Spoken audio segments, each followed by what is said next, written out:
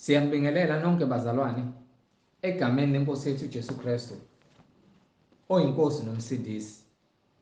Siyambonga uNkulunkulu ngalethuba lamanje esinalo lokuthi sihlanganyele ezwini lakhe.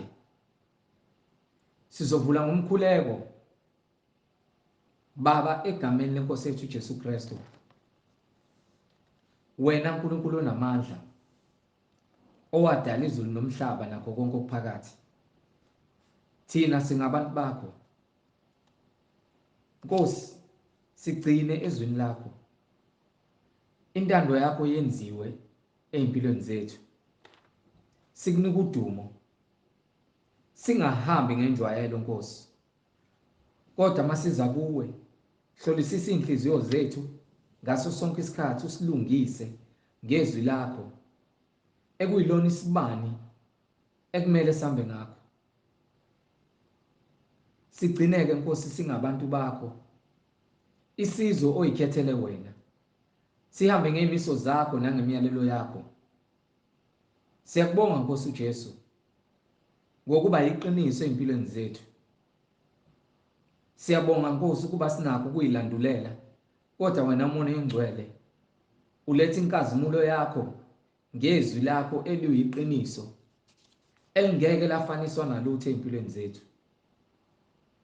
Mayenziwe intando yakho Nkosi, usiqondise ngezwi lakho, usilungise singabi nakho ukuzilandulela. Egameni lenkosi yethu uJesu Kristu, thatha udumo namanje Nkosi kuze kube phakade. Amen. Ngizobingelela bonke abantu abalalele. Ngicela ukuba nisheshise nithathe amabhayibheli akhona endlini. Abangenawo amabhayibheli endlini bavule kuma-app efonini. Kuze sizoba nokuqonda masithi siyakholwa noma sithi siyazi ngoJesu Kristu. Sivuma ukuthi uyinkosi nomsindisi. Sheshisa ukuthatha iBhayibheli elikhona endlini ulivule. Sizwe ukuthi uMoya Oyingcwele uthini. Uthini uNkulunkulu kubantu bakhe abasemhlabeni abadalile yena ngomfanekiso wakhe. Angihambi ngedwa ke njengenjwayelo, ngihamba nomfowethu umhlengi la. Over to you Nondaba. Amen.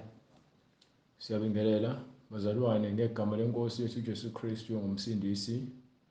Amen. Sibonga umusa kaNkulunkulu kukho konke uNkulunkulu asenzele khona.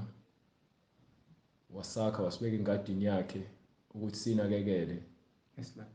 Simele umsebenzi wokuthi njengoba uNkulunkulu wakha umhlaba nakho konke okuphakathi, wase akha umuntu ukuthi abuse emhlabeni, wamshiya nemiyalo ukuze umuntu ahambe ngendlela efanele.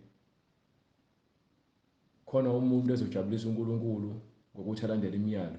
Yes Lord. So uma sinikiwe ingadi ukuthi sinakekele, mase thina singasayinakekeli ingadi, si destroy noma sibulale ngokungabi nakho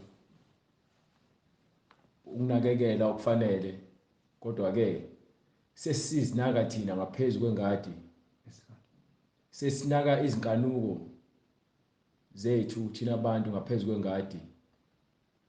Thina sifana nabantu abangenamsebenzi engadini. Ingadi igcwele ukhula. Ingadi igcwele konke ukungcola, ameva namahlathi. Noma kunetha kodwa kuyefana ngokuba ke izitshalo nezithelo fanele ziyakhula, zimpintshekile, zimpintshwa ukukhula ngenxa ukuthi abanakekeli bengadi abasakwazi ukunakekela ingadi. Sebezinake bona nezinto zomhlaba. Bakhohlwa ukuthi uNkulunkulu uthembe thina ukuthi sinakekele ingadi ngemiyalo yakhe. Ukuba ukuze sinakekele ingadi kufanele sazi ukuthi uNkulunkulu ufuna sinakekele kanjani ingadi. Kodwa ke uma singasahambi ngemiyalo kaNkulunkulu sesishaya indiva, nobani edonsa bhekele, nobani edonsa bhekele, kuthi labo abathi basafuna ukugcizelela nokuthi bakukhuthazela abantu ukuthi banakekele ingadi, kodwa abantu balwe nabantu ababakhuthazayo ekutheni banakekele ingadi, bafuna ukuphila khona ngakho ubunuku, baphile okhuleni, bangayiboni inkinga, bazakhele indlela zabo zokuphila, hayi indlela efunwa uNkulunkulu. Siyabingelela egameni kaJesu Kristu, sibingelele kubo bonke abantu. Sikhuthazele ukuthi abantu babuyele engadini bazohlakula, bakhipha ukhula. Buyani, haleluya. Incwadi kuJeremiya isahluko sesithathu iverse 22. Buyani nina bantwana abahlehlayo. Fanele sibuyile ngokuba umprofeti uNkulunkulu wamthuma, wamtshela ukuthi fanele sibuye thina esihlehlayo. Yes Lord. Ngikuphulukise ukuhlehla kwenu. So ukuze thina sikwazi ukusindiswa, fanele sibuyele kumyalo kaNkulunkulu okuyiyona esingethe umuntu ukuze apheleliswe ebuhleni bakhe kuNkulunkulu. Amen. Sibiloko sithula ubufakazi ke ukuthi uNkulunkulu munye nemsebenzi wakhe awenzile ukwenze ngamandla akhe, kungekho umlekeleli, kungekho umuntu abonisana naye ezimele. Uyasho ukuthi uNkulunkulu ongenambonisi, uNkulunkulu oyedwa, akekho uNkulunkulu ongaphambili noseceleni nongemumva, akekho oqhamuka, yena ungumqali nesiphetho. Sibonga uNkulunkulu ngabaprofeti bakhe bonke abathuma beloke bebelesele besikhuza ukuthi asibuye. Sibonge uNkulunkulu ngendodana yakhe uJesu Kristu ayithuma, noma simbonge uNkulunkulu ukuthi uweze enyameni indodaneni yakhe wazosinika abapostoli ukuba abathule ubufakazi ukuthi simele ukusindiswa ngamanzi nangomoya. Yes Lord. Ufakazi sithole umbhabhadiso womlilo ongumoya ingcwele, sikwazi ukuthi sikhulume ngezilimi njengokuba umoya usinika ukuphimisela. Yes Lord. Amen. Ibandla likaNkulunkulu linye elabangcwele. Ebandleni likaNkulunkulu kukhona konke akubekile ngamandla akhe, akubekwanga umhlengi. So iBhayibheli liyisekelo elisikhombisayo ukuthi ngabe thina senza lokhu okufunwa uNkulunkulu noma ngabe senza okufundiswa abantu, ngokuba phela khona imfundiso zabantu, khona imfundiso zikaNkulunkulu eziqondile. Incwadi kaTimothi yokuqala chapter 4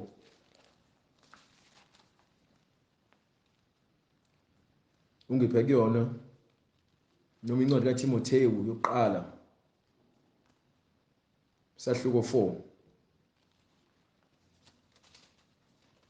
starting from verse 1. Hallelujah. Incwadi yokuqala kuTimotheyu. Yes sir. Isahluko sesine iverse lokuqala. Yeah.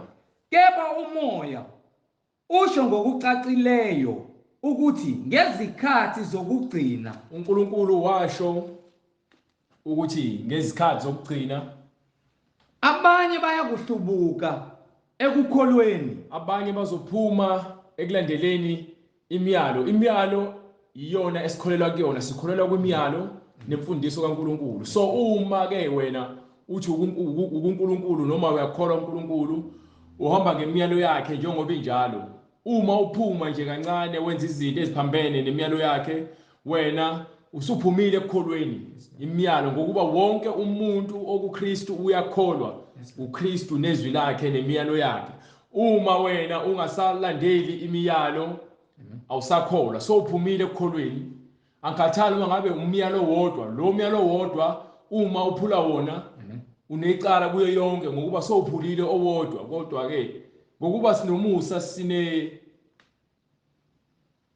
sinesikhathi sokuthi sikwazi ukuphenduka uma sonile, sibuyiselwe endleleni, ngokuba ngesikhathi esidala ngaphansi komthetho waMose umuntu wayethi mephulile umthetho kaNkulunkulu ngaphansi kwesizwe sabantu abangcwele, kuthiwe akagxotshwe ngamatshe, ashiswe noma axhonywe emthini. Manje na ke umusa oweza noJesu Kristu weqiniso ukuthi ke thina siyizoni, ukuze sibe sesimweni sokuba ngcwele fanele siphenduke ezonweni zethu. Kwangeke kuthiwa kufinyelele igospel yokuphenduka abantu bengenzanga lutho, ngokuba uJesu Kristu ngesikhathi abatshela ukuthi ke nina aniboni nimpumputhe, ngesikhathi evula amehlo womuntu ongaboni bemlwisa, athi ke kwabanye abaFarisi athi uzele ukuzovula amehlo empumputhe bathi ke usho ukuthi nathi asiboni athi ke ngoba nitshela ukuthi niyabona niboni umuntu obonayo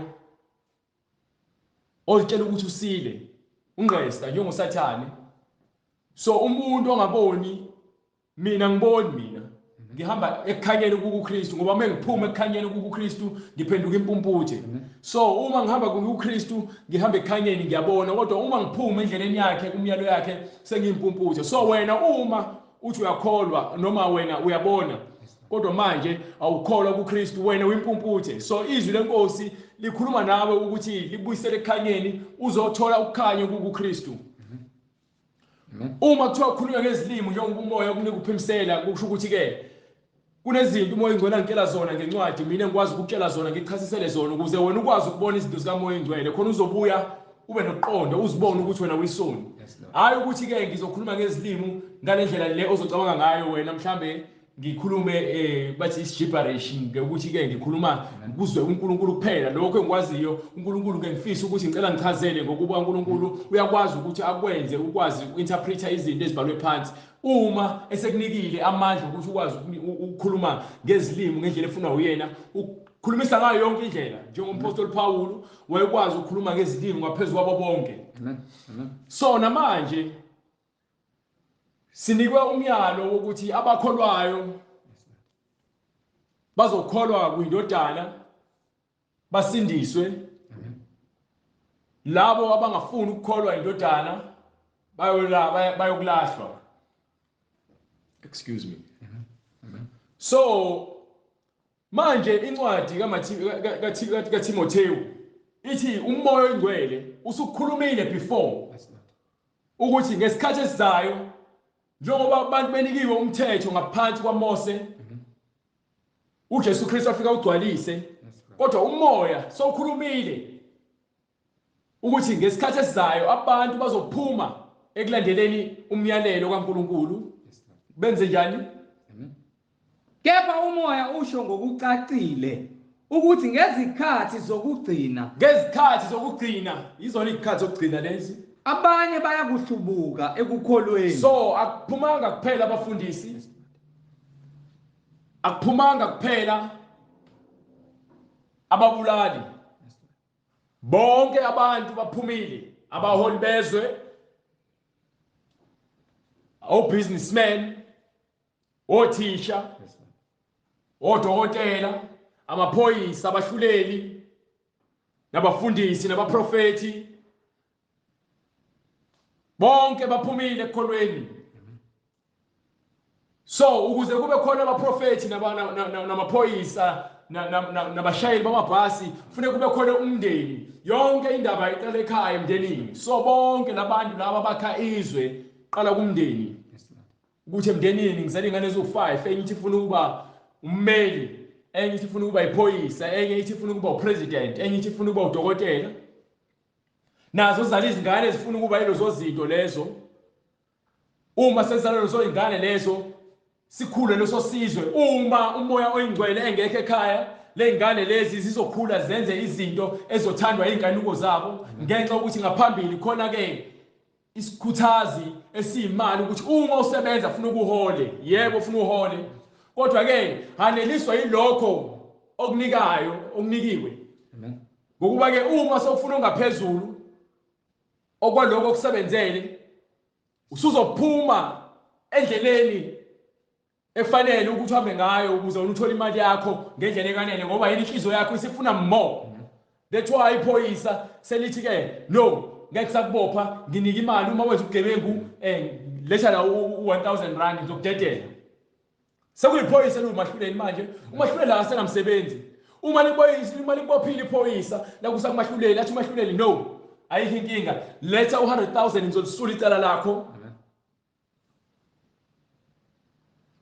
Nago munye ngapha ufuna ukuba ubusinessman business lakhe aliphumeleli afune ukwenza ukudayisa amaphilisi ahambe ukwenza ukuxhumana nodokotela xhumana nodokotela athenga amaphilisi udokotela amaphilisi ade kokulapha abantu sekudayisela abantu ukuthi kubulawe impilo zabantu ngawo amaphilisi lawo sekwenziwa idakamizwa iwunga ama main drugs nawo lonke uhlobo lwedakamizwa olukhona olubulala intsha. Hallelujah. You understand? So ngaleyo ndlela leyo ukukholwa akukho, hayi ukuthi ke baphumile ukukholweni. Labo bantu ukukholwa banako ngoba yini ke benza lento ngenxa yemotivation yemali yokuba rich. Uma uqhamuka nezi ubatshela ukuthi yonke lento abayenzayo ayinabo ubulungiswa, wena bakuthatha njengomuntu oyisiphazamisi nomuntu ozenza ngcono. So indlela abadila nayo ngawe bafuna nawe ukuthi bakunike imali bakuthenge bakuvale umlomo. Uma ungafuni imali yabo bafuna indlela yokukuvala straight, bakubophela uzungu ukuze wena bakubulale ngokuba usiphazamiso kulento yabo abayenzayo. Same thing eyenziwa uJudas Iscariot kuJesus Christ. Wamfundisa indlela yokuphila yokuthula. Yena wasebenzisana nezitha zikaJesu Kristu, abafundisi abakhulu abangafuni ukuhlola imbhalo okuyiyona efakaza ngoJesu Kristu, abafuna ukuzenzela inkanuko zabo. Wahamba uJudas Iscariot wabuza ukuthi ngizomnika malini ukuze ngimdayisele yena. Bamkalela imali wayithatha, kodwa lo mali eyidla kwangekho ukuthula ngoba wayazi ukuthi udayise umuntu ongenacala. Yes, Lord. Yingakho kungekho ukuthula kubantu abayigwili. Yingakho kungekho ukuthula kubantu abanemali abayenze ngendlela engafanele.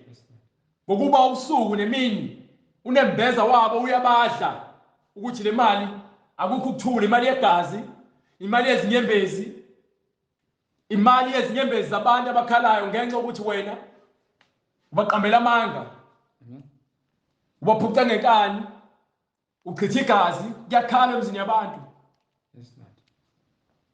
Lezo zikhathi lezo zokuthi ke manje umfana ulala nomunye umfana kuthiwa wena banelungelo lokulala ndawonye. Uma umsola kuthiwa wena uyahlukumeza, uyazonda. Yini? Lento yakhulunywa umoya engcwele ukuthi ngezikhathi ezizayo abantu bazophuma ekholweni. uNkulunkulu uthi wadala uAdam noEve, uAdam wazi umfazi wakhe bazala uCain noAbel. Akushiwanga ukuthi ke uNkulunkulu wadala ke uAdam noSteve. No. Uma ukuthi uNkulunkulu wadala uAdam noSteve, kusho phela kwakumele amadoda azale izingane noma abesifazane bazaleke izingane bebodwa. Uma ke ukuthi lokho unikwenzayo nithi kudalwa uNkulunkulu ukuthi nina amadoda nilalane nodwa, khiphani phela ingane njengoba uNkulunkulu wadala umuntu wesilisa nowesifazane ukuze bakhiphe ingane.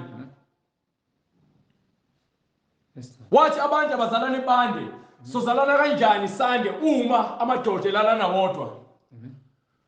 Kuzoba khona kanjani ubulungiswa uma upresident noma abaholi balelizwe bevuna izingane ukuthi zikhiphe izisu? Hallelujah.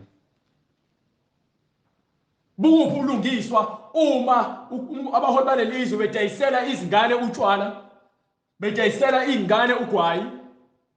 Ngoba phela uma umholi wezwe uyibona into engalungile ngoba uyamesaba uNkulunkulu, uzoyivala thaqa indaba yokuthi kudayisa ugwayi ngoba ugwayi yawazi ukuthi awulungile. uNkulunkulu akahambisani nethempeli engcolile. Abantu bangcolisa amathempeli abe left, right and center. Yini? Ingoba nakhu umoya oyingcwele awukho kubantu. Abantu bayafeba, bahamba amaclub, bayaphuza, bayalalana ngale komshado, inkanuko zebabulala. Yini? Baphumile ekukholweni.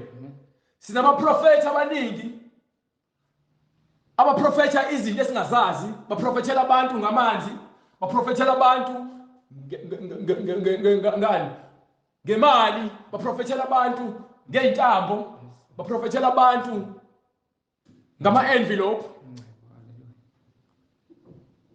baprofethela abantu ngeinkukhu, ngamagundwane, bafutha abantu ngamadumu, bafutha abantu ngey'spray esingazazi ukuthi ezani, basibiza ngamaprofethi. Uprofethela bani?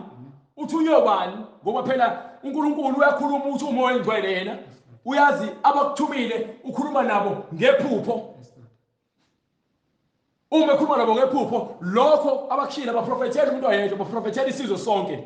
Ngoba uNkulunkulu ukhathalele thina sonke. Njengoba umoya engcwele wakhuluma wathini? Incwadi ngokaTimothi isahluko sesibili. Incwadi yesibili kuTimotheyu. Incwadi yokuqala kaTimotheyu. Incwadi yokuqala kuTimotheyu isahluko sesine verse 1. Kepha umoya usho ngokucacileyo ukuthi ngezikhathi zokugcina abanye bayakuhlubuka ekukholweni benake omoya abadukisayo. So yonke le moya yengikhuluma ngayo yokufebe, yokuphuza, yokubhema, yokuqamba amanga, eyontshontsha, imoya lo yakhulunywa umoya engcwele ngokuba ke uNkulunkulu ukhuluma kwesobala ukuthi thina ngaphambi kokuthi adala umhlaba, adala izulu lomhlaba, wayesesakhile isizathu sokuphila kwethu ukuthi thina siyakuba ngcwele.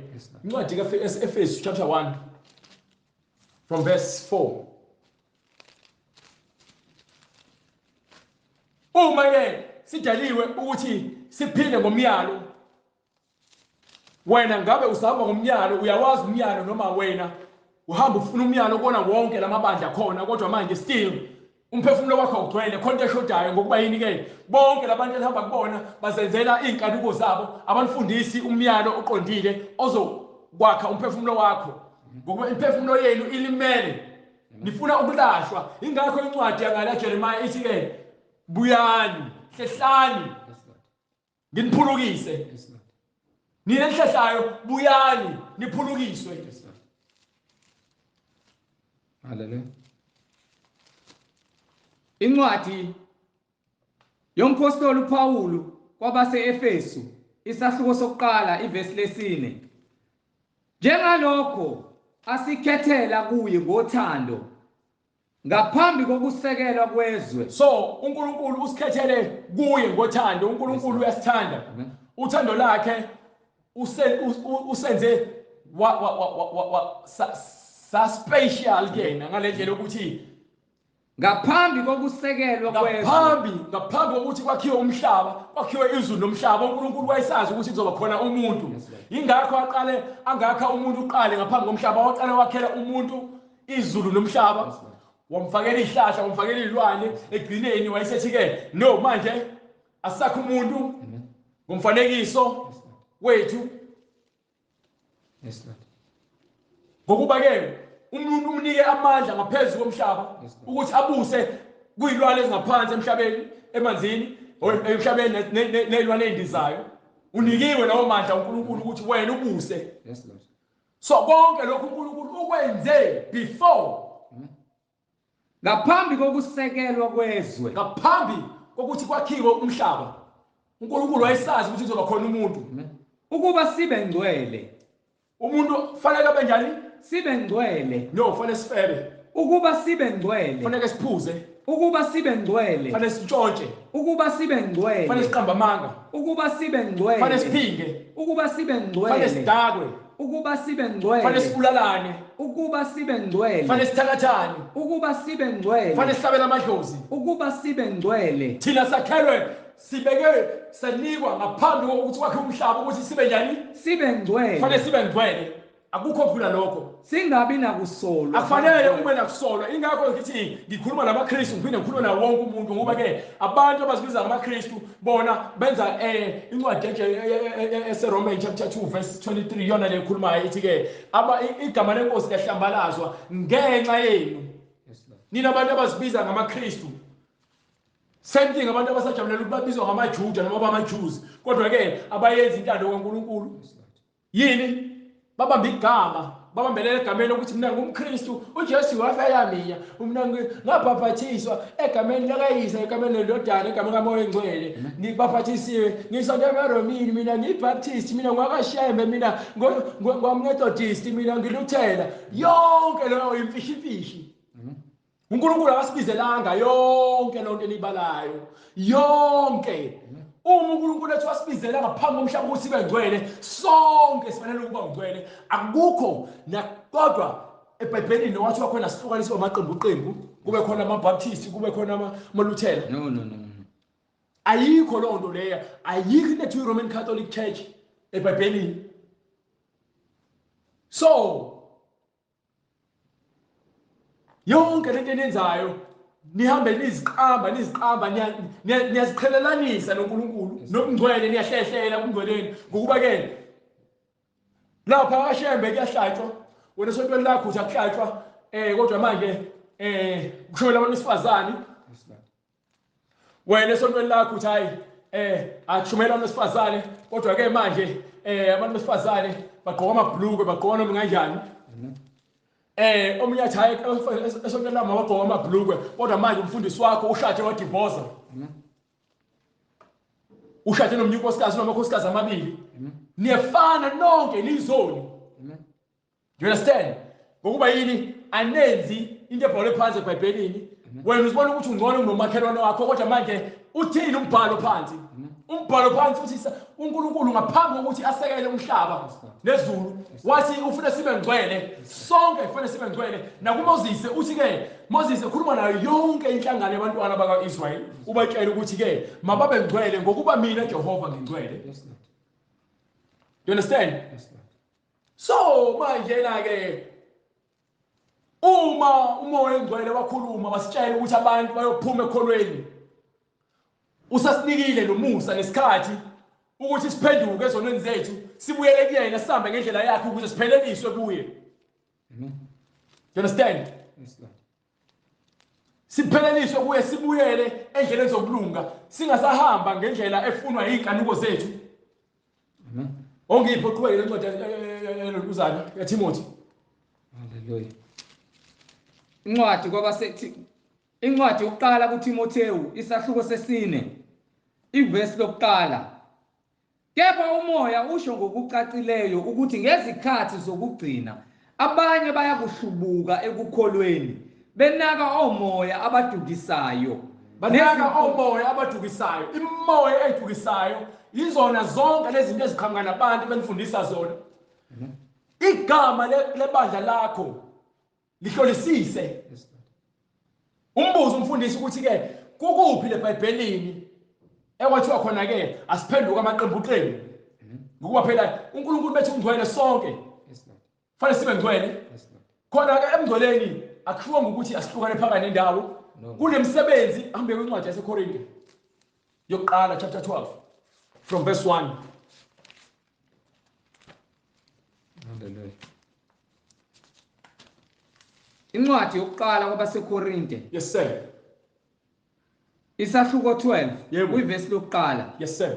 Kepha maqondana neziphiwo. So kuneziphiwo zikabani? Zokomoya. Kuneziphiwo zikamoya hayi iziphiwo zezibusiso zemali nemoto ibusiso zeziphiwo zikamoya. Umoya uyakupha ukuthi ukwazi uprofeta. Umoya uyakupha ukwazi ukuthi ube nolwazi. Umoya uyakwazi ukupha ukuthi ukwazi ukukhuluma ngezilimi. Umoya uyakwazi ukupha ukuthi ugcwele ubuhlakani buka moya oyingcwele. Bese kuthi konke lokho kunye ngaphandle bese kuba yinto enikwayo ngenxa ukuthi wena ugcwele ubuhlakani kaNkulunkulu wemesaba uNkulunkulu. Ingakho incwadi ithi ke mesabe uJehova mesabe uNkulunkulu ugcine imiyalelo yakhe ngokuba uma ungasekho umesaba uNkulunkulu wena sophumile ekholweni so wenza izinto ezingaphandle komyalo wakhe.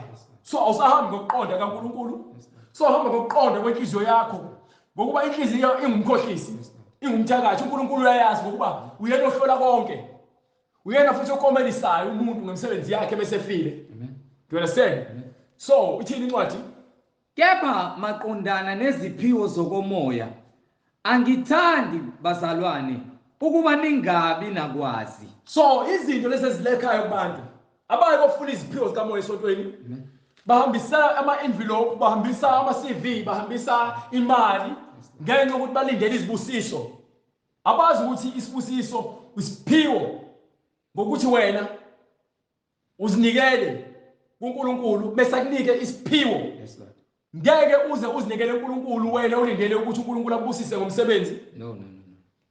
Ngeke uze ukuthole ukuhlakanipha kwamoya oyingcwele ngokuba umesaba uNkulunkulu akukho wena into egcwele kuwena kugcwele imfundo zakho nezinhliziyo yakho kuphela. You understand? So ithini incwadi? Kepha maqondana neziphiwo zokomoya, angithandi bazalwane ukuba ningabi nakwazi. Niyazi ukuthi nisengabezizwe naholekela kuzo izithombe. Yabona incwadi ikhuluma ngazo izithombe, abantu bezizwe, ama-Roman Catholic Church, amaNdiya, ama-China akhonza kuBuddha nasisithombe leso, amaNdiya akhonza kuyizithixo eziningi, izithombe eziningi. Bese kuzoba khona-ke ama-Roman Catholic Church nabo banezithombe odongeni, lezo izithombe lezo bathandaza kuzona. Bese kuzoba khona abanye abakhonza uChristmas, bathi-ke uFather Christmas, bakhonza leya ndoda leya, bakhohlisa iy'ngane zabo ukuthi-ke kuzofika akulethele isipho, athathe into ayibeke ayifihle endlini, athi lethe uFather Christmas ekhohlisa ingane yakhe, ngoba yini bakholelwa ezintweni ezamanga. Uyezwa khona abanye ababeka izithombe odongeni bathi uJesu Kristu, abanye bathi uNkulunkulu, babeke zonke lezo zinto ukukhonza izithombe. Kuzo izithombe eziyizimungulu. Izithombe ezini? Eziyizimungulu. So ngitsheleke wena unengqondo uphelele ngoba uzuhlakaniphile. Kwenzeka kanjani ukuthi ukhulume nesithombe sikodongeni noma istatue noma isithixo, into ebekiwe nje, yakhiwe, yabekwa, yabunjwa ngodaka, yabekwa mase uthandaza kuyona, wena ushise ukudla noma ushise impepho, ufake nezimbali, ubeke namafruit khona lapha, uthi wena-ke uhlabela uNkulunkulu bakho. Ukwenza kanjani lokho? Uma kuwukuthi uhlakaniphile, ukhonza into engakhulumi nento enganyakazi, kodwa uthi uhlakaniphile. No. Ukhonza into ebhubhayo kunento engabhubhi. uNkulunkulu ngunaphakade. Do you understand? So wena ukuhlakanipha kwakho kukodwa akunayo isisekelo, ufana nento ayimove umoya, noma igagasi enyakaziswa umoya, engazi ukuthi into obhalansa ngakuphi, lambe lishayeka ngapha nangapha. Kunjalo ukukholwa kwabantu ezintweni eziphathekayo, benga-understand ukuthi kusho ukuthini ukukholwa. Ingakho lithi incwadi-ke sebekhonza amadimoni, balandela imfundiso zamadimoni. Hallelujah. Amadimoni angakutshela ukuthi-ke ushonelwe ingane encane, so uvela uthi-ke uzokwenza umsebenzi ngoba le ngane le ife ingenalo igama. Uhlabe inkukhu noma uhlabe imbuzi noma uhlabe noma yini, bese uqamba igama lo ngane uthi sinegama, siyidlozi. Yes Lord. Imfundiso yamadimoni ayikho loo nto le eBhayibhelini. Umuntu afile akanasabelo. Yes Lord. Yes Lord.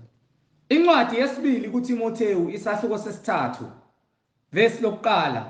Kepha yazini lokhu ukuthi ezinsukwini zokugcina kuza kuvela izikhathi ezinzima. Izikhathi ezinzima siphila kuzona manje, ngokuba abantu baza kuba ngabazithandayo. Abantu bazithanda ngaphezulu kwaNkulunkulu, nabathanda imali. bathanda ini? Nabathanda imali. Nanenye futhi nabazigabisayo. bayaziqhenya abantu, bathoma ngemali, bathoma ngezimoto, bathoma ngabafazi, bathoma ngey'ntombi. Amantombazana athoma ngokuthi aveze ama-cleavage, aveze izinqa. Abafana bafaka amagolide, bathoma ngezinto eziphathekayo, bafaka ubucwebe emqaleni, bafaka impahla ezinamagama, bathome ngazo lezo zinto lezo, bathome ngemizi ko-Instagram nako-Facebook. Bonke abantu bayathoma, abanye bathoma ngezinto abangenazo, basebenzisa amafilter.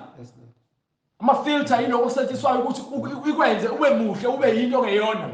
Ngoba yini-ke awujabulile ngale ndlela uNkulunkulu akwakhe ngayo. Usathane useluthile, selilandela imfundiso zamadimoni nabazigabisayo.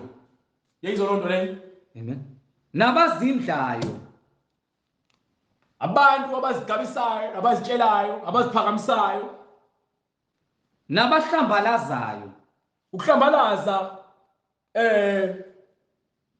ukuthi wena uzibiza ngomKristu kodwa utholakala ejointini, udakwa uze uzichamele, uyantshontsha uzibiza ngomKristu, ubhema ugwayi uzibiza ngomKristu, ukhonza isithombe sikodongeni uzibiza ngomKristu. Ukuhlambalaza lokho. Amen. Amen. You understand? Amen. Kuya ngaleyo ncwadi yaseKorinte kuningi akubaliwe la. Ngifuna incwadi yaseKorinte yokuqala. Yes Lord. Sahluko 12. Yes Lord. Hallelujah. Incwadi yokuqala kwabaseKorinte. So sabizwa sibizelwe kuKristu. Amen.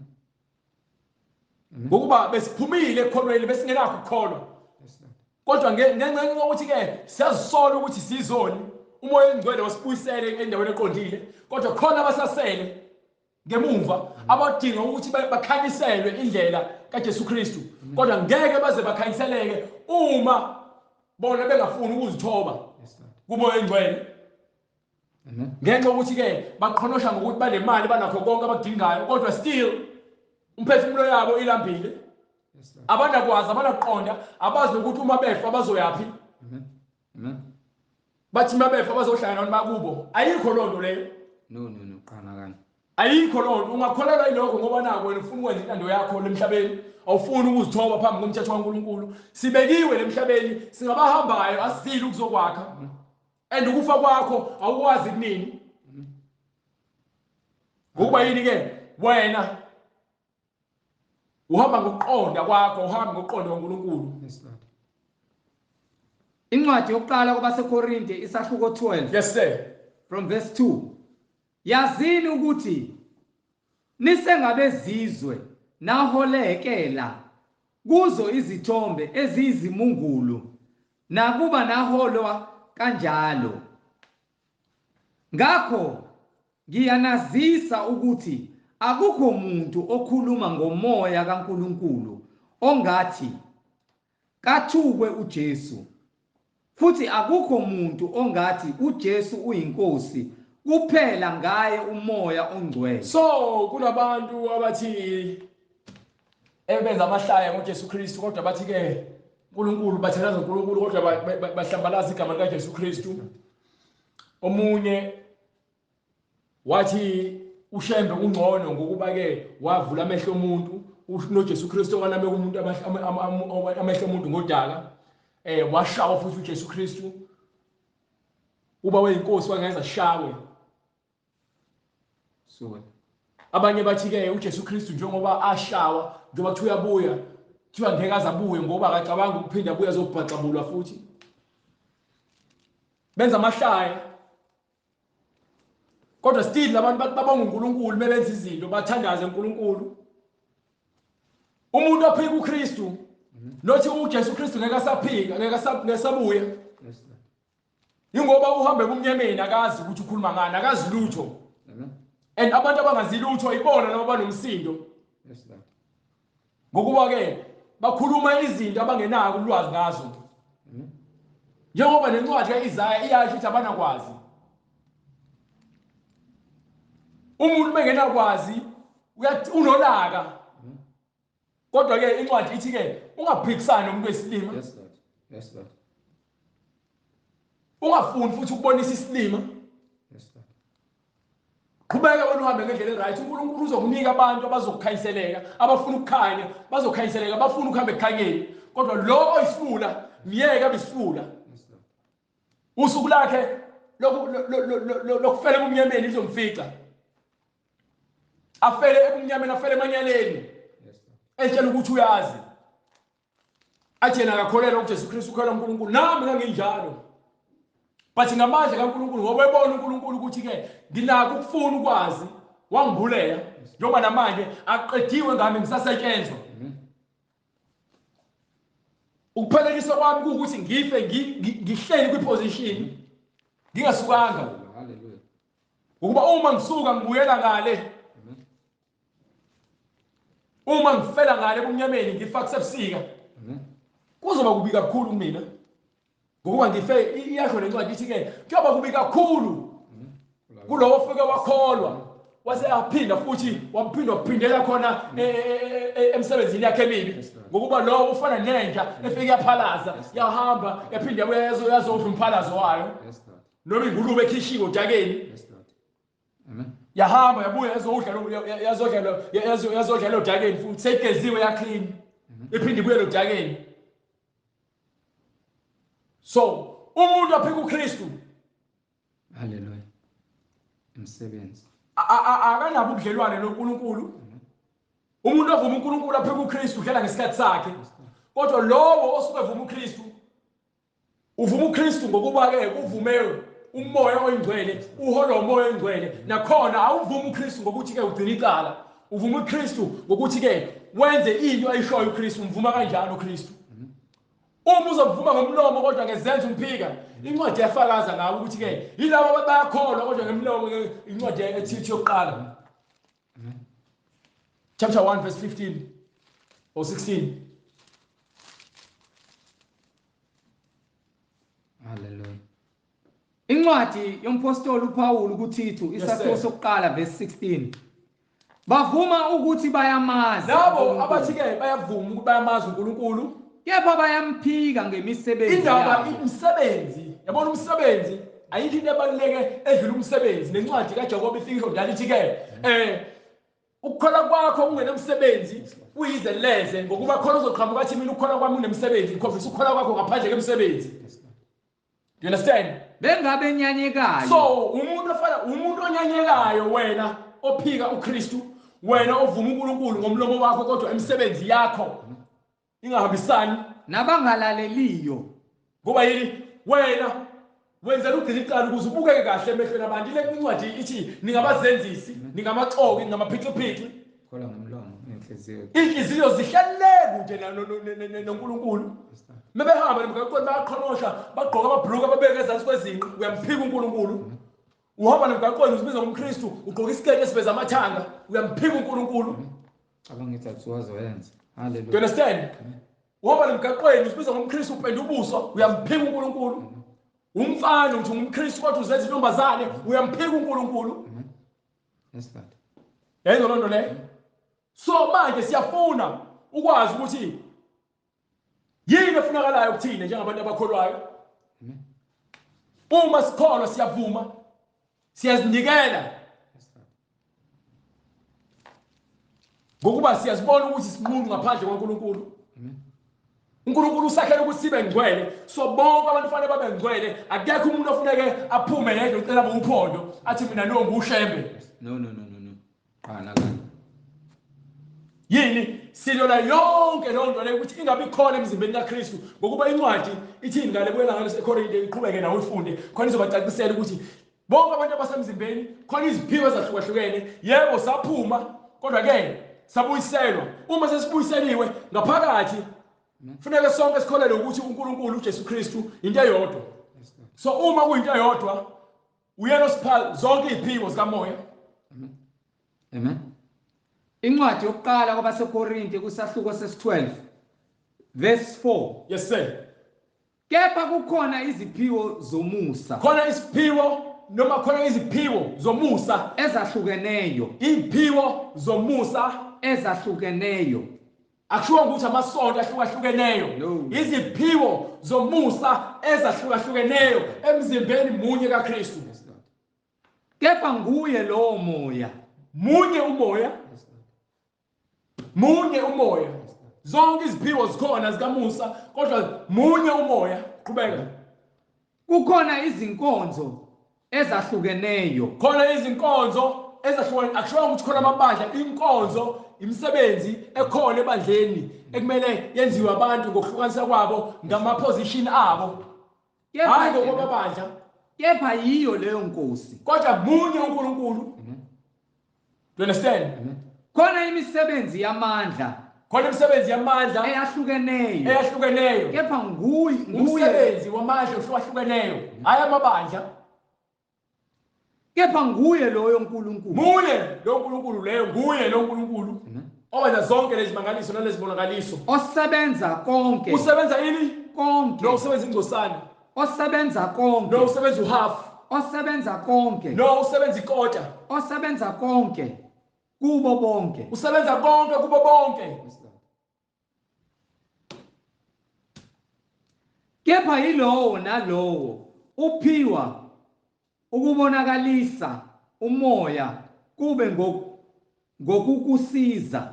So uma wena uphiwe isiphiwo sikamoya unikiwe ngokuthi ke uzosiza emzimbeni kulomoya lo okunikile ngokuba ke angeke ngikwazi ukuthi ngibe umprofeti ngingaphiwa angeke ngifane uJesu Kristu. uJesu Kristu waphiwa konke. Yingakho kuthiwa esontweni khona abapostoli khona abaprofeti khona abavangeli khona abantu abanamandla okulapha ngokuthi bathinte babeke izandla. Lokho kuyinto ebhalwe phansi siyakholwa yiloko futhi kakhulu. Kodwa angeke kuze kube umuntu oyedwa nakho konke lokho ngokuba uNkulunkulu uthe uhlukanisile kulowo moya lo ufuna ukubonakala ubufakazi bokuthi uNkulunkulu ophilayo abantu abanika iziphiwo ezahlukahlukene khona bengaphakathi emzimbeni owodwa. Ngokuba omunye uphiwa ngomoya izwi lokuhlakanipha izwi lani lokuhlakanipha izwi lokuhlakanipha, kepha omunye izwi lokwazi ngaye lo khona abantu abakwazi abanolwazi. Do you understand? But abakwazi ukukhuluma. Yes, Lord. Lokho kuyinto khona abantu abanalo ulwazi kodwa abakwazi ukukhuluma, khona abantu abakwazi ukukhuluma abangenalo ulwazi, khona abantu abakonalo ulwazi lokuhlakanipha abakwazi ukubhalansisa abakwenza kokubili. Amandla kaNkulunkulu lawa kona amandla kaMhlengi ngawo lowo moya. So lowo moya lowo uma unginikile ukuthi ngibe nolwazi nokuhlakani kodwa unganginika ngokuprofetha akulona icala leyo, futhi unganginika lokuhlakanipha unganginiki ukukhuluma ngezilimi, yiwo lowo moya lowo. Omunye ukukholwa kuye lowo moya. Omunye ukukholwa. Amen. Isiphiwo sokukholwa. Amen. Yalizwa lonto le? Isiphiwo sokukholwa yizwi. Amen. Uyikuyini isiphiwo njengoba uyabaza ngabakhe nje uyabapha ukuthi bakholwe yizwi. Ingakho uJesu Kristu ethi-ke ngiphile akungabakho akholwe yethu ngimlahle njengoba uthi nawe uNkulunkulu angeke uzubalahle nami angibalahlanga. Omunye iziphiwo zokuphulukisa. Do you understand? Kuye lo umoya munye. Isiphiwo sokuphulukisa sokusindisa abantu kuye umoya munye. Kusindisa abantu mhlawumbe ukwazi ukubeka izandla abantu baphuma ukufa amadimoni, abanye ke ukwazi ukuthi ke ushumayela izwi ngomlomo, izwi lithina inhliziyo basindiswa abantu. Omunye ukwenza imisebenzi yamandla. Do you understand? Amen. Omunye ukuprofetha. Imisebenzi ekhona leyo kumoya munye. uNkulunkulu onika yonke le moya le. Omunye ukwahlukanisa omoya. Ukwazi ukuhlukanisa imoya. Omunye ukukhuluma izilimi ngezilimi. Ukuhlukanisa imoya. Lokho ukwazi ukuhlukanisa imoya. Ubona ukuthi umoya kaNkulunkulu lo, umoya wokuzenzisa lo, umoya wamadimoni lo, umoya wamanga lo. uNkulunkulu opha lo muntu yonke lezo zinto lezo akazenzeli. Ukuhlukanisa imoya bese kuzoba yini? Omunye ukukhuluma izilimi ngezilimi. Khuluma izilimi ezahlukahlukene, not ukhuluma isingisi no. Ukhuluma izilimi njengokuba umoya ukunika ukuphimisela, hayi uMhlengi. Hayi uthisha wakhe esikoleni. Lezo izilimi ozifunda esikoleni ufunda isiFrench nesingisi neAfrikaans ezasesikoleni lezo. Khuluma ngeziphiwo zikamoya oyingcwele, izilimi ngezilimi zikamoya oyingcwele. Omunye ukuhumusha izilimi. Do you understand? Omunye ukwazi ukuthi interpret izilimi, into ekhulunyiwe akwazi ukuthi ayihumushe, acacisele abanye abantu ukuthi ngisho ukuthini lezilimi. Kodwa kufanele kube khona ufakazi naye okhuluma ngezilimi ezifanayo nalowo. Ngokuba ngeke ngikhulume into ephambene nomuntu esikholwa naye ngithi ngikhuluma izilimi no. Ngithi ngiyachaza no. Ufakazi bangabugcwele. Mina naye kufanele sibe semoyeni owodwa nalowo muntu lowo. Sichaze into efanayo. Lento ayinikiwe umoya yokuthi ke ayizwe indaba yezilimi, nami bengizwe lonto leyo bengikhuluma ngalonto ebhalwe phansi ekhulunywa ngezilimi, naye kufanele ayizwe ukuthi lento le iphuma kumoya siyavumelana. Uma ephikisana nami lezo zilimi akuzona zikamoya oyingcwele. Yes Lord. Kepha konke lokho kusetshenzwa nguyena lowo moya munye uNkulunkulu opha abantu zonke lezipho. Akasho ukuthi abantu ngoba nayo banezipho sekumele bahambe bovula amabandla abo baqamba amagama amasonto abo no. Basebenza emzimbeni omunye ongcwele, ngokuba sonke thina abantu esingcwele kufanele sisebenzisane sibe munye emzimbeni munye, ngokuba ke nomunye kufanele ke azokwenza umsebenzi wakhe emzimbeni kaKristu, ngokuba umzimba kaKristu ebabela yilowo naloyo ngokwakhe njengokuthanda kwakhe. Sihlukaniselwe ngokuthanda kwaNkulunkulu ngamandla akhe ngendlela afuna ngayo. Do you understand?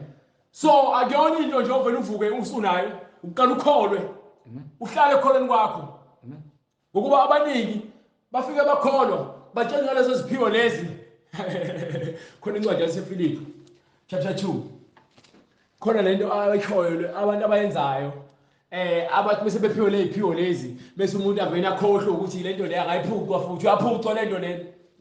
Ithathwa kwena ngokuba wena uyisebenzisa ngendlela efanele.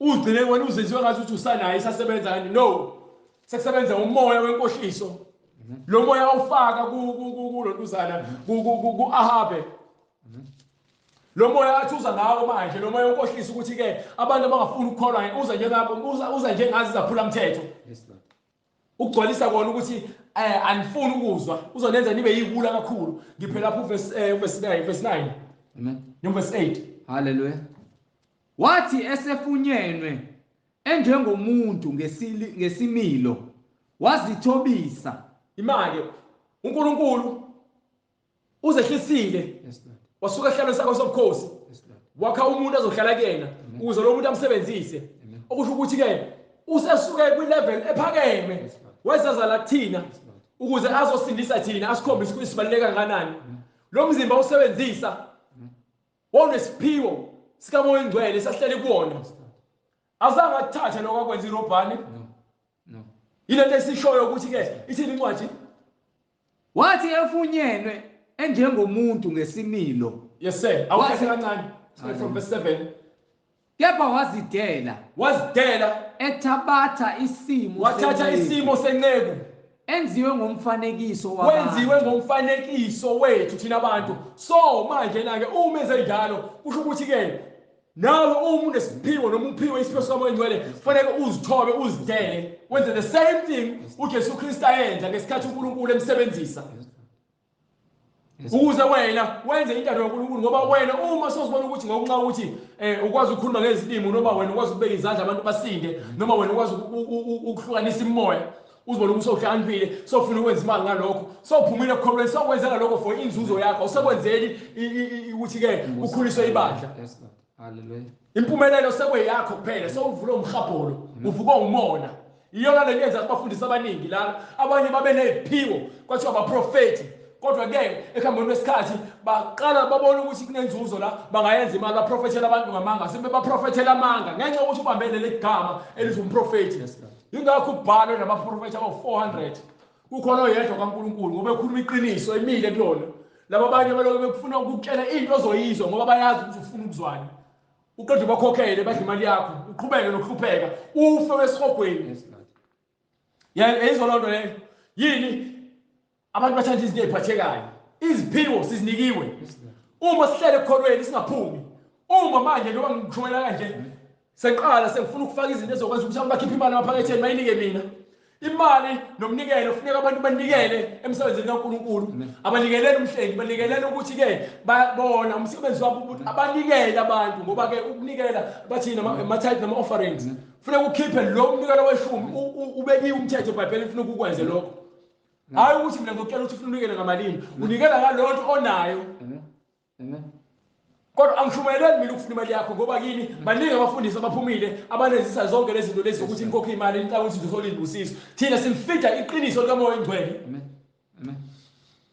ngoba ilona elingumkhululi iziphiwo sizinikiwe uma sihlele ekholweni uma sowuphumile ekholweni isiphiwo uyabhuqa sona uhlala u-empty uzitshela ukuthi usasibambile isiphiwo njengoba ngikutshela ngithi abanye bazibiza ngamaKristu kodwa emgaqweni baphenduka idaba baphenduka ababulali baphenduka izinja zabafundisi baphenduka abapostoli bamanga ngoba yini babanjwe umoya wenkohliso phela imoya lezi esikhuluma ngazo abantu banemoya ofebe abafundisi banemoya okuphika yini bagcina bebambele position yokuba abafundisi basabambele leyo position yokuba umfundisi kodwa manje imoya sembambile imoya okukhohlakala lethiwa imfundisi akwazi ukubulala omunye umuntu ngoba yini umoya wakhe usuphambukile necebo likaNkulunkulu thathe isiphiwo esinikiwe wazibona ukuthi siyalingana noNkulunkulu afuna ukuzenza uNkulunkulu yena uqobo lwakhe lento uJesu Kristu angayenzanga lenyama uNkulunkulu ehlele kuyona yenzanga loo nto leyo oza njani kepha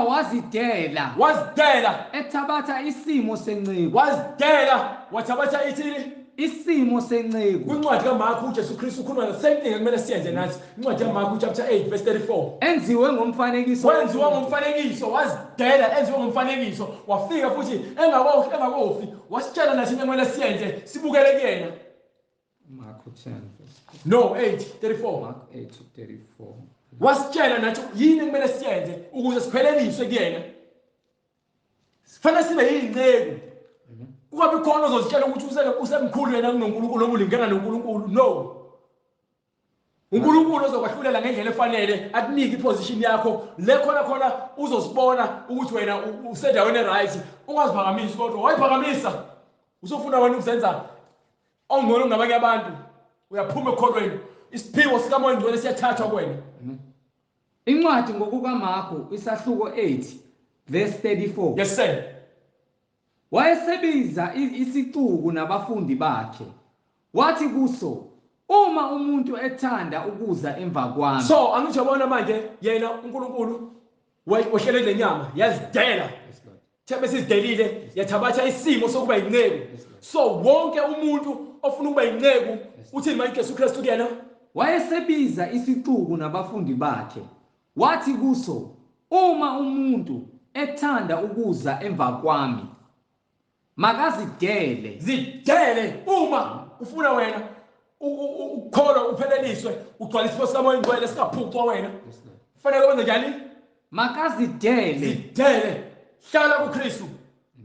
Hlala kwimfundiso kaKristu. Athabathe isiphambano sakhe. Thatha isiphambano sakho ulandele uKristu. Angilandele. Mlandele. Phela. Angikhathali noma umbishop noma umprofeti noma ngabe umpostoli angeke uze ube ngaphezulu kwaKristu.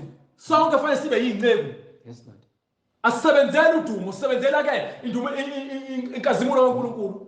Ngokuba yilowo nalowo othanda ukusindisa ukuphila kwakhe. Uma ufuna ukuthanda ukusindisa kwakho, uma ufuna ukusindisa ukuphila kwakho, uyakulahlekelwa yikho. Uma ufuna wena ukukusindisa ngamandla akho nangokuqonda kwakho uzolahlekelwa yikho. Kepha olahlekelwa ngokuphila kwakhe. Kodwa uma ke wena udela zonke izinto zasemhlabeni ngenxa kaKristu, ngenxa yami nangenxa yevangeli. Nangenxa yani? Yevangeli. Nangenxa yani? Yevangeli. Ivangeli kuphela namandla likwazi ukubuyisa umuntu ebhujisweni alethe ekuphileni. Adele konke okusemhlabeni ngenxa kaKristu, alandele uKristu, athathe ijoka lakhe amlandele. Uyakukusindiswa. Yayizwa lonto leyo? Ivangeli kuphela ezokusindisa. Ngeke usindiswe umhlengi, ngeke usindiswe ushembe, ngeke usindiswe amadlozi, ngeke usindiswe iRoman Catholic Church. Uzosindiswa ivangeli lebhale phansi ngokuba ke ngisho ngahamba niyogcwala emasontweni nibe yinkumbi nigcwale nithi fu khona uma kodwa izwi levangeli lingaqondile nesihogweni nonke nesihogweni ngokuba kuya kumsizani umuntu ukuzuza izwe lonke. So abantu bamasonto abagcwele sinabantu abama-celebrity abanabalandeli abaningi, sinalo lonke uhlobo labantu abanabalandeli abaningi, abantu bakholelwa kubona, bakholelwa uNkulunkulu, bakholelwa kwizwi. Kukusiza ngani lokho uma kuwukuthi vele ufile emphefumulweni nalabantu bakho abakulandelayo uyanabo esihogweni ulahlekelwe ngokuphila kwakhe. Ulahlekelwe ukuphila okuphakade ngenxa yokuthanda izinto, ngenxa yokuphakanyiswa. Shembe kumele uphenduke ubhabhathiswe egameni likaJesu Kristu. Alahlekelwe ngokuphila kwakhe na. Fanele uphenduke.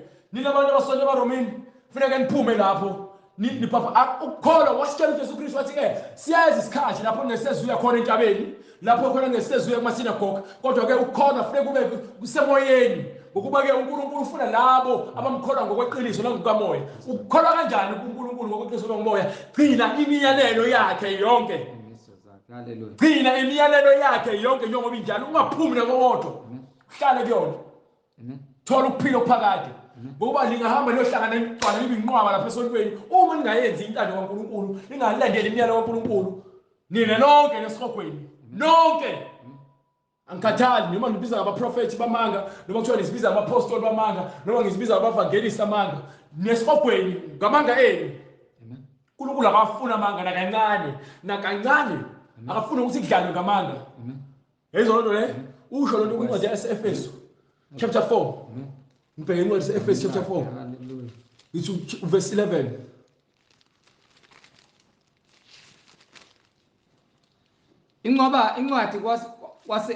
Incwadi kwabase-Efeso Noma ngiphela lapha qala from verse 14. isahluko sesine verse 14. Ukuze singabe No, qala 13. Amen.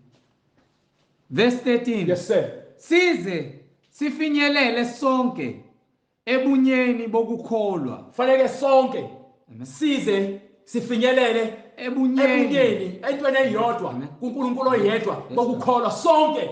Akufanele kube khona division, akufanele kube khona ukuhlukahlukana namaqembu sonke kufanele sibe munye kumoya munye. Nasekwazini indodana kaNkulunkulu sonke kufanele siyazi indodana imiyalelo ashiye nayo nemfundiso yakhe kufanele siyazi. Uma wazi lo myalo uyigcina wena wazi uJesu Kristu, inkazimulo yakhe usibonile, uNkulunkulu usezivulile kuwena ebudodeni obupheleleyo. Do you understand? Qhubeka. Esilinganisenwi sobukhulu sokugcwala kukaKristu. Silinganiso esikhulu sokugcwala kaKristu ukwenza bonke uKristu achilo. Ukusiphelelise sibe munye. Amen. Funeke sonke sibe munye, sibe ngcwele sonke. Singabe nakusoleka. Qhubeka. Esilinganisweni sobukhulu sokugcwala kukaKristu ukuze singabe sisaba izingane. Sikuye singasaba ingane. Sishukunyiswa. Siloke sishukunyiswa sehliso senyunga. Okwamaza. Okwamagagasi. Sipheshulwa amanga nemoya labantu abasifisayo. Imimoya yonke yezifundiso ngenkohliso yabantu. Do you understand? Amen. Qhubeka.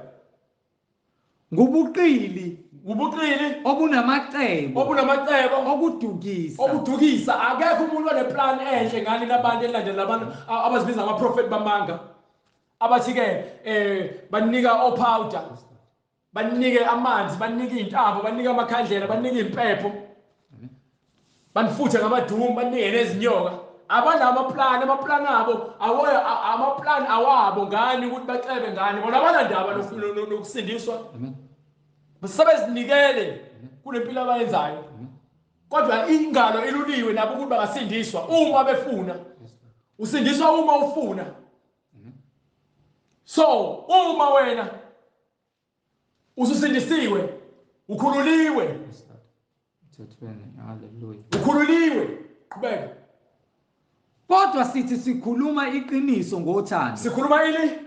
Iqiniso ngothando. Ngoba uJesu Kristu uyindlela neqiniso lokuphila. Nami nabakholwayo abakholelwa kumbhalo kaKristu bonke abakhuluma iqiniso lothando lwesekele ngimi kusona. Umuntu usukanake umuntu okhulumayo anganaki into eshiwoyo. Into eshiwoyo yena ebalekile ngaphezulu kwami. Mina ngilutho, mina ngiveseli, ngifana notshani obuzobuna. Ngizofa mina, izwi kodwa ngishumayelile lizosala noliphilo ngona phakade. Uma ulalela lona ilona elokukhanyisela likuvezela ukuthi ngikhuluma ngani, ngokuba konke esikhulumayo sikuthatha kuphi phansi embhalweni. Noma ngasekho mina ngeke kuhambe nami ngizosala ngizokuthola eBhayibhelini. Kodwa sithi sikhuluma iqiniso ngothando. Sikhulele ngakho konke kuye oyinhloko. Yes sir. uKristu. Jesu Kristu inhloko yebandla. Indoda inhloko yomuntu wesifazane. uNkulunkulu inhloko kaKristu. Okungayo umzimba wonke uhlanganisiwe. So angijabule esikhuluma ngayo ngemoya lapha kwincwadi kaNduzana ukuze kupheleliswe umzimba funeka yonke lemoya le isebenze ndawonye. Funeka isebenzisane lemoya yonke. Ubambene. Yezona into ngishoyo. Qhubeka. Ngokulekelelana kwamalunga onke. Why abantu bengafuni ukulekelelana mebehlangana bahlangana ukuthi badle imali zabantu bethi baya fellowship. Abantu basahlele ezonweni zabo labantu baholayo bajabuliswa ukuthi kukhokha imali esontweni kuyahanjwa ngamabhasi kuyiwa lapha nalapha kodwa still abantu bayizoni. Ngokulekelelana kwamalunga baholwa yizoni awo njengokusebenza. Yayifundisha ifuna sivale manje. Okulinganiselwe yilelo nalelo lunga. Kukhuliswe umzimba ube isakhiwo othandweni. Do you understand? Hallelujah.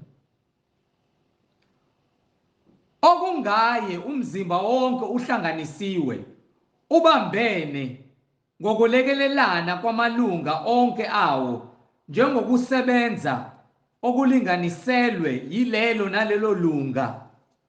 Kukhuliswe kumzimba ube isakhiwo othandiweyo.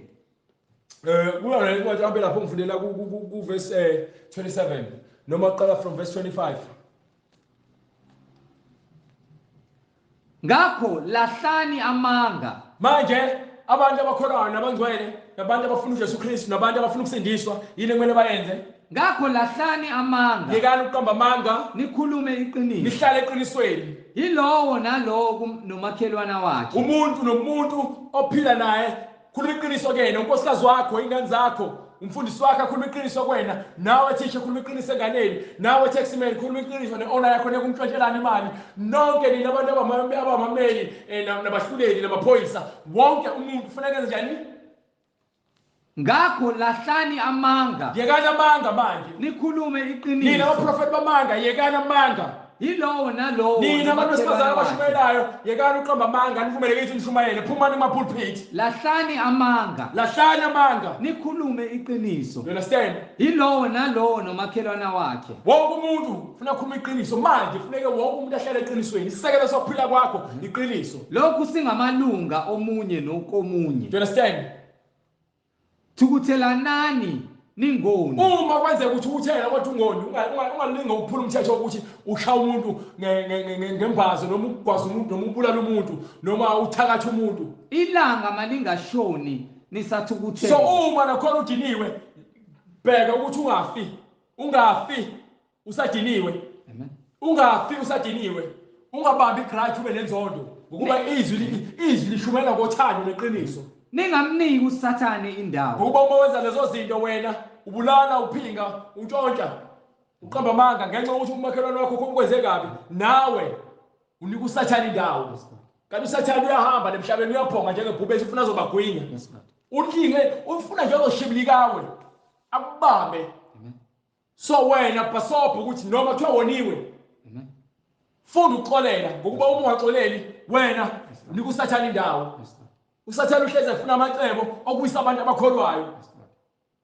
qhubeka baba funda usheshe haleluya owebayo angabe eseba isele yekuntshontsha wonke umuntu ontshontshayo ayekuntshontsha angikhathali ngoba untshontsha kancane noma untshontsha kakhulu yeke untshontsha ngokuba ke manje ufuna uKristu uKristu uyakubiza uma uza kuKristu ushiya zonke izinto zomhlaba kepha kunalokho akhuthalele asebenze fanele wonke umuntu manje asebenze ngezandla zakhe haleluya okuhle ngezandla zakhe yebo ukuze abe nokwabela osweleyo yebo makungaphumi emlonyeni wenu nalinye izwi elibolileyo yezincwadi thini ithi umuntu okholwayo akaphumi nokukodwa okungcolile noma ukubolileyo emlomeni wakho wayi wena ukhuluma izinto ezingazwakali ubuka umculo othuka inhlamba amen uhlale nabantu abathuka inhlamba nawe ugcine sothuka inhlamba yes lord kodwa kube ngelilungele ukwakha fanele amagama aphuma emlomeni wakho kuba amagama akhayo njengokuswelekileyo njengoba kudingakala ukuthi ke sakhane fanele sakhane siyoba sumla sifundisa ngokuthi abantu bakhulume izinto eziqondile babe nokuqonda into abakholela kuzona ungakholelwa yini ongayazi ngoba ke baningi abayibhujisweni ngenxa yokuthi balandela abantu abafundisa ngezinto eziyinkanuko zabo ezithukisayo imfundiso zamadimoni ukuze libavezele umusa abezwayo yes sir haleluya izwi lakho kufanele liveze yini liveza umusa kulabo abalalele izwi lakho liveza umusa akuwona kamhlengi umusa kaNkulunkulu njengomuntu othi uyakholwa yonke into engikhulumayo kufanele ikhombise ukuphila ningamdabukisi umoya ongcwele kaNkulunkulu ningalinge ningamcanuli umoya ongcwele uma wenza izinto ezingcolile ezibolile wena uyamcanula umoya ongcwele so uma wena uhamba ngendlela elungile yonke into ekhulumayo iqondile umsulwa phambi kwamehlo kaNkulunkulu uNkulunkulu uyajabula ngawe isiphiwo sikamoya ongcwele siyahlala kuwena kodwa uma ukhuluma izinto ezokungcola ubuka izinto ezokungcola ukhuluma izinto ezokungcola wenza izinto ezokungcola wena umoya ongcwele uyakushiya uyamcanula akaneme ngawe kakhe kahleli nawe ningamdabukisi umoya ongcwele yebo kaNkulunkulu enabekwa uphawu ngaye kuze kube lusuku lokuhlengwa yes sir haleluya yezwa lonto le yes lord siyambonga uNkulunkulu siyambonga uJesu Kristu ngokuthi azibonakalise ngenkazimulo yakhe kuthina ngamunye ngamunye asivezele ukuthi uNkulunkulu ophilayo ngazo zonke iziphiwo zikamoya ongcwele asinikile zona ngamunye ngamunye nakhona siyababiza labo abasafuna ke ukusindiswa ngendlela ephelele ukuthi bafune uJesu Kristu ngokweqiniso nangokomoya, hayi ngezinto eziphathekayo, ngokuba akafuna akanika abantu izinto eziphathekayo, unika abantu iziphiwo zikamoya. Siphathwa umzimba wakho nomphefumulo wakho, isiphiwo sikaNkulunkulu. Asiphathwa ibank account yakho, asiphathwa unkosikazi wakho, siphathwa nguqobo lwakho, ngoba ufuna ke abeza kuye beza ngokuqonda. Uma ungenakho ukuqonda uthi zithobe kuye ucele uhlakaniphe, ngoba uyena onikayo, akananazi, akangabazi, akahlala eceleni. Zinikele wena kuyena kuphela. Act 2:38. Incwadi Izenzo isahluko sesibili verse 38. Yes sir. uPetru wayesethi phendukani, phendukani, yilowo nalowo abhaphathiswe egameni likaJesu egameni lakhe uJesu Kristu. Kukho kuthethelela kwezono. Uyobe sothethelelwa izono zakho ngokuzibona ukuthi uyisona, uphume ekoneni kwakho uze kuJesu Kristu, uphenduke, uthole isibhabhadiso sikamoya oyingcwele, uphinde ungene ngaphansi kwamanzi. Uyobe sowamukeliswa umoya oyingcwele emva kokusobhabhathisiwe, wahlala walinda isiphiwo sikamoya oyingcwele, ngoba siyalindwa. Awuvele ufike usithola. Uma uzibona ukuthi uyisona, uyazisola, uyazehlisa uNkulunkulu, ulinde ukuthi akugcwalise ngomoya oyingcwele. Uyothi ungagcwala umoya oyingcwele kuwena, uyobe somuzwa ebusa, uyobe sokhuluma ngezilimi njengoba umoya oyingcwele. Hallelujah, hallelujah, hallelujah, hallelujah, hallelujah, glory to God. Uyobe sonikwa ukuphimisela izilimi njengoba uNkulunkulu ekunika. Amen. You understand? Khona niyakwamukeliswa isiphiwo sikamoya oyingcwele. Yes sir, lesithembiso. Ngokuba isithembiso ngesenu nesabantwana benu, esabo bonke abakude, bonke inkosi uNkulunkulu wethu eyakubabiza. Yes sir. Wafakaza nangamanye amazwi amaningi, wabayala wathi, zisindiseni kulesizukulwane esiphambeneyo. Zisindiseni lesizukulwane esiphambeneyo. Zisindiseni kulesizukulwane esiphambeneyo. Amen. Balo mkhuleko baba. Baba, egameni lenkosi yethu Jesu Kristu, uNkulunkulu onamandla, siyakubonga Nkosi yethu Jesu Kristu ngezwi lakho eliletha ukuqonda kuloyo naloyo lalele, ukuba ngadukiswa imfundiso zamadimoni nemfundiso zabantu abashintsha iqiniso lakho Nkosi, balenza amanga. Siyakubonga Nkosi yethu Jesu Kristu ngoba wena inkosi nomsindisi ushila ubufakazi, washiya nomoya wakho ongcwele ukuba Baba umvule ubukhona bakho nobukhulu bakho nomngcwele bakhe empilweni zethu. Mayenziwe intando yakho Nkosi yethu Jesu Kristu, ukuba bonke laba abasindwayo abakudingayo ngeqiniso balethe inhliziyo zabo kuwe Nkosi. Wena uphulukise yonke imoya, bangene emanzini, babhabhadiswe egameni lenkosi yethu Jesu Kristu. Kukho ukuphenduka Nkosi, ubagcwalise ngamandla nangesiphiwo sikamoya oyingcwele. Siyabonga ke Nkosi, siyabonga amaluleki olungileyo, siyabonga wena ungumqali nomphelelisi wempilo zethu. Masingcwelise igama lakho manje kuze kube phakade. Amen. Amen. Sibonge bazalwane, soshaya imininingwane kulabo abafuna ukubhabhadiswa nalabo abanemibuzo mayelana neBhayibheli, bayosithinta inamba ne-email, baphinde futhi basithole na YouTube. Amen. Bazalwane, soyishiya inamba ithi 066 566 9245.